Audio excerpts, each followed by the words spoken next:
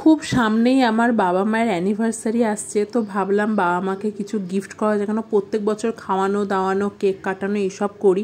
তো এই বছরে ভাবলাম কিছু গিফট করি। তো আমাদের যে বডি ম্যাসাজারটা আমরা কিনেছিলাম, তো সেইটা ব্ল্যাক কালারের ছিল, বাবা মায়েরটা এবারে হোয়াইট কালার নিয়েছি, কারণ দুটোই ব্ল্যাক নিইনি, এই দুটো কালারই অপশান ছিল। তো ফাইনালি আজকে কিনেছি, কেননা এই বডি ম্যাসাজারটা যখন আমাদেরটা এসেছিলো তখন আমি বাবার কাছে নিয়ে গেছিলাম, আর বাবার না বুকে পিঠে খুব যন্ত্রণা, তো সেক্ষেত্রে আমি একটু বডি ম্যাসাজ করে দিয়েছিলাম। তো বাবা বলেছিল বুক আর পিঠ যন্ত্রণাটা নাকি অনেকটা কমেছে। তো ভালো, অ্যানিভার্সারিতে এর থেকে বড় গিফট কিছু হয় না। তার থেকে বড় কথা, আমার মায়েরও হাঁটুতে বলো পায়ে বলো ব্যথা করে সারাক্ষণ, বাতের ব্যথা বলে না, সেই ব্যথা করে। তো ওর জন্য এই বডি ম্যাসাজারটা কিনে দিলাম, দুজনেরই কাজে লেগে যাবে। আর আমাদের বাড়ি আজকে অনেকগুলো ইলিশ এসছে, একটা বড় ইলিশ আর দুটো মিডিয়াম সাইজের ইলিশ এসছে। জেনারেলি হয় কি ছোট ছোট ইলিশ আসে, নইলে একটাই বড় ইলিশ আসে। আর এই যে মাছটা যে দেখছো, যেটা মা কাটছে, এটাকে অনেকে রূপাপাটি বলে, অনেকে সীতাপাটি বলে, অনেকে সীতাহার বলে। এই মাছটার হাতে খড়ি মানে আমার খাওয়া হচ্ছে প্রথম আমার ঠাকুমার কাছে।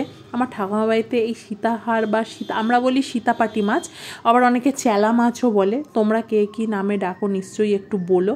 যাই হোক, এই মাছটা আমার ঠাকুমা দেখতাম আলু ঠালু দিয়ে ঝোল করতো।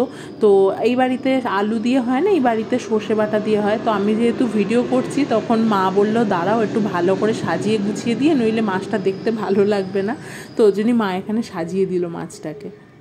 এই স্নান টান করে আসলাম, আর এখন এই 2-3 দিন ধরে এতটাই বৃষ্টি হচ্ছে, জামা কাপড়গুলো সব মেলে রেখেছি, কিচ্ছু শুকাচ্ছে না।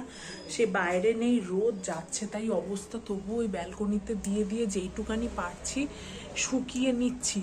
এই পড়িস না, এক্ষুনি জলের মধ্যে পড়ে যাচ্ছিল।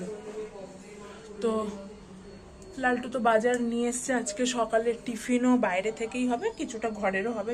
মানে শুক্রবার দিনকে চানা মশলা বানিয়েছিলাম, তো সেই চানা মশলা রয়েছে। তো মা কটা রুটি করেছে, আর তোমার লালটু মনে হয় বাইরে থেকে কচুরি, ছোট কচুরি বা বড় কচুরি কিছু একটা এনেছে, তো সেটাই হবে। বাবাই ভয় পেয়ে গেছি, ওইদিকে একটা ব্যালকনিতে হেলমেট ঝুলছে, দেখাচ্ছি তোমাদেরকে। যাই হোক, তো এখনো টিফিন কেউ কিছু করিনি, এখন বাজে 11:10। আমি স্নান টান করে আসলাম, আর সিঁদুর টিঁদুর কিচ্ছু পরিনি, এবারে পরবো।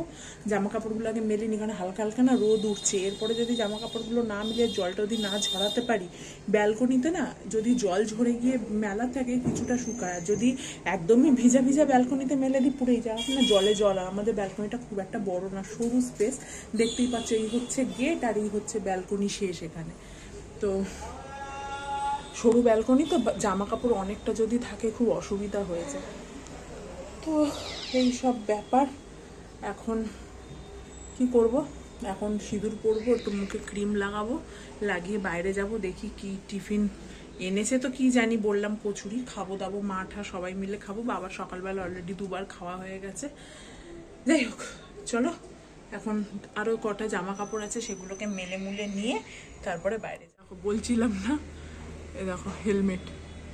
আমি না হট করে ভয় পেয়ে গেছি, কি হলো ব্যালকনিতে কি ঝুলছে ওরকম কালো কালো দুখানা, দেখতে পাচ্ছ? যে হেলমেট ঝুলিয়ে রেখেছে।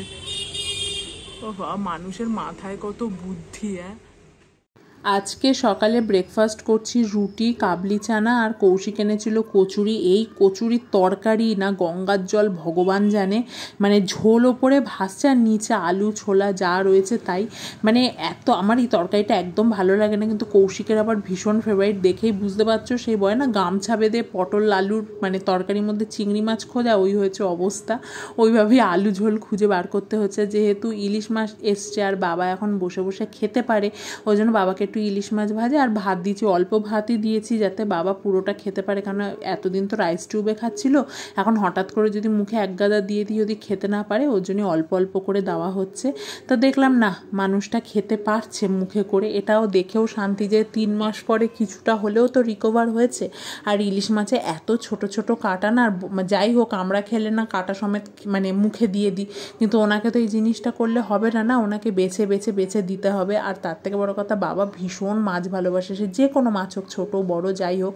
এখানে জল খাওয়ানোর প্র্যাকটিস করাচ্ছি, কেননা জল না খেলে না মানে যে গলায় যে ঢোক গিলে জল খাবে ওটা ভীষণ পরিমাণে দরকার, ডাক্তার বলেছে, ওই জন্য জল খাওয়ানোর প্র্যাকটিস করাচ্ছি। আর এখানে হাসাহাসি করছি কারণ বাবাকে যেই বাবা দেখছে এখানে ভিডিও করা হচ্ছে অমনি বাবা পোজ দিতে শুরু করেছে। বাবা যে নিজে খেতে পাচ্ছে এটাই অনেক অনেক মানে অনেকই আমাদের কাছে, কারণ নিজে খাওয়ার চেষ্টা আছে, ইচ্ছাও আছে, এখন উঠে বসবে বলেও মানে চেষ্টা করে। তো যাই হোক, যে মানুষটা একদমই শুয়ে, গেটটা দিয়ে ঘর না সিরিয়াল চলছে। ও লালটুর গেঞ্জি ফেঞ্জিগুলো কাচতে হবে, সকালে এক চক্কর কেচে দিয়েছি, আবার কাচতে হবে। যাই হোক, তো সেটাই বলছি যে মানুষটা যে নিজস্ব চেষ্টা আছে এটাই অনেক। উফ, মা এখন বাবাকে গা মোছাতে গেল, কারণ উনি তখন আর বাথরুমে গিয়ে স্নান করতে পারেন, আর খাটে বসে ওরকম জল ঢেলে স্নান করানোও যায় না। তো যেমন বাচ্চাদের গা স্পঞ্জ করায় না, গামছা ভিজিয়ে ভিজিয়ে ওরকম ভিজিয়ে পুরো গাটা মুছিয়ে দেওয়া হয়।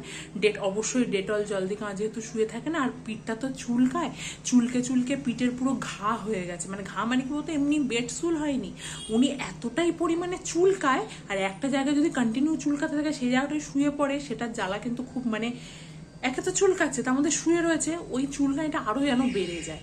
তো সেই চুলকে না কয়েক জায়গায় পুরো সাদা মাংস বার করে দিচ্ছে, ওই জন্য ডেটল টেটল দিয়ে বাবাকে পুরো গা মোছানো, ওইটা মাই করায়। কারণ আমি যতবার করাতে যাই মা বলে না আমি করাবো, তুমি খাওয়ানো দাওয়ানো সব কিছু করো, এই গা মোছানো পটি পরিষ্কার করা এগুলো মা করে। তো যাই হোক, একটু বসলাম, আমিও যাবো, কারণ বাবার পিঠটা একটু আজকে শ্যাম্পু দেবো, রোজ শ্যাম্পু করানো হয় না।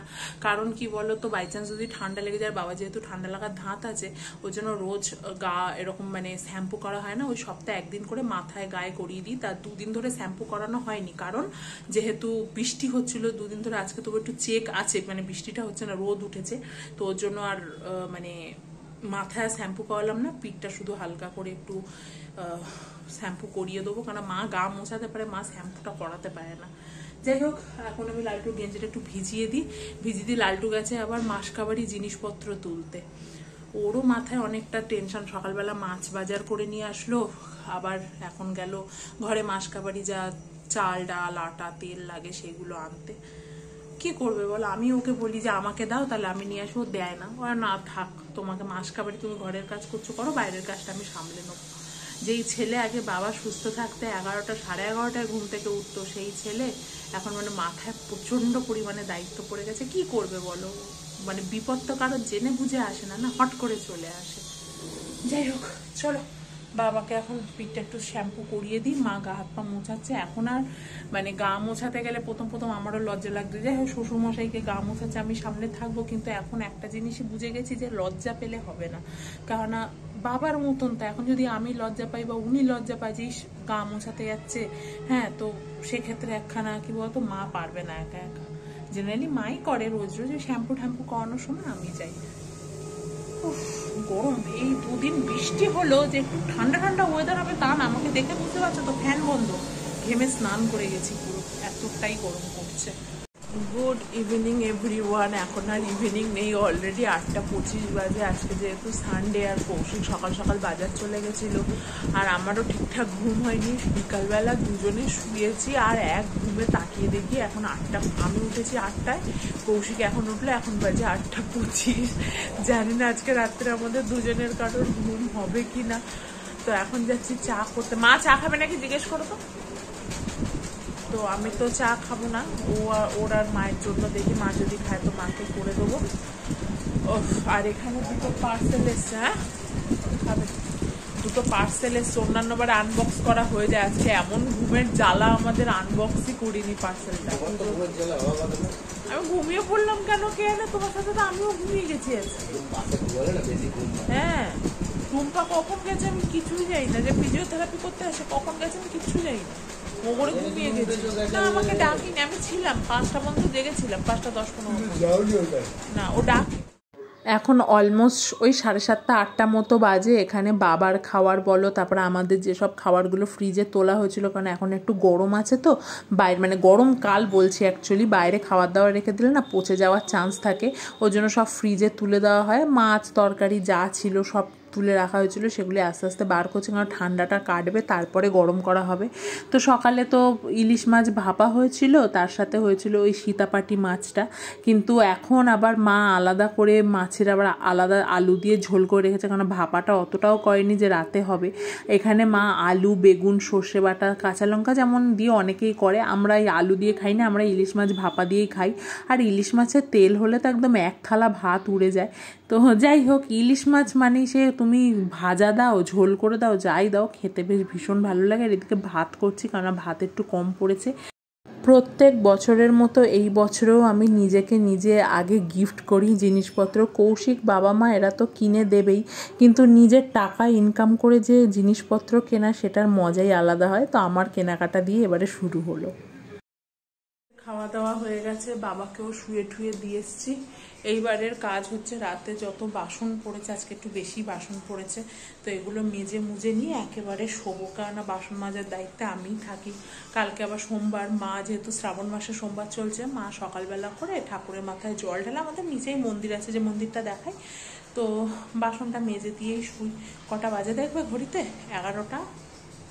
11টা বাজে যায়, 5 মিনিট বাকি। এখানে এত বাসন রয়েছে, বেসিনেও বাসন রয়েছে, সব ওগুলো মাজবো। মেজে নিয়ে এখানে ফেস ওয়াশ রেখেছি, কারণ রাতে আর যাই করি ফেস ওয়াশটা আমি অবশ্যই মাখি। তো ফেস ওয়াশ মেখে তারপরে শোবো। ঘড়িতে তো দেখালাম 11টা বাজতে যায়। মা শুয়ে পড়েছে ওই ঘরে, এই ঘরেও লাইট বন্ধ করে দিয়েছি, লালটু ফোন দেখছে শুয়ে শুয়ে। তো যাই হোক, চল। আর ওখানে কালকে সব মাসকাবারি জিনিসপত্র আনা হয়েছে, তো কিছু এখনো গুছানো হয়নি, অল্প অল্প কিছু গুছানো হচ্ছে, বাদ বাকি পুরোটাই ওখানে রয়েছে। কালকে গুছাবো, আজকে আর পাচ্ছি না, 11টা বাজে। তার মধ্যে না খাওয়া দাওয়ার পরে বাবাকে শোয়ানো করা একটু হ্যাট্রিক হয়ে যায়। কৌশিকও আমার সাথে অনেকটা হেল্প করে, বাবাকে ধরা, বাবাকে শোয়ানো। আমি তো একা পারি না ওইভাবে, পারি না বলা ভুল, পারি, একা করলে কষ্ট হবে, ও একটু হেল্প করে দেয় আমাকে। যাই হোক, চলো আর বকবক করছি না, বাসন টাসন মাজি, মেজে শুই। তো আজকের মতো ভিডিওটা এই পর্যন্তই, দেখা হবে আবার একটা নতুন ব্লগের সাথে। আর এখন না খুব কম ব্লগ দিচ্ছি, শর্টস চেষ্টা করছি, শর্ট ভিডিও যেগুলো হয় মিনি ব্লগ, সেগুলো একদিন ছাড়া ছাড়া দিতে, বা কখনো রোজ দেওয়া হচ্ছে, কিন্তু বড় ব্লগ একটু সময় লাগছে, মানে রেগুলার ব্লগ করতে পারছিও না। আর তার থেকে বড় কথা, বুঝতেই তো পারো বাড়িতে এরকম একজন মানুষ থাকলে কতটা পরিমাণে অসুবিধা হয়। তো চেষ্টা করছি যে আগের ছন্দে আবার ফিরে আসা, তো বলি চেষ্টা করছি, কিন্তু হয়ে ওঠে না, তবুও ট্রাই করছি আমি রোজ ব্লগ দেওয়া। সে যাই হোক, চলো আজকের মতো টাটা, গুড নাইট। তোমরা সবাই ভালো থেকো, সুস্থ থেকো, আবার দেখা হবে নতুন একটা ব্লগের সাথে।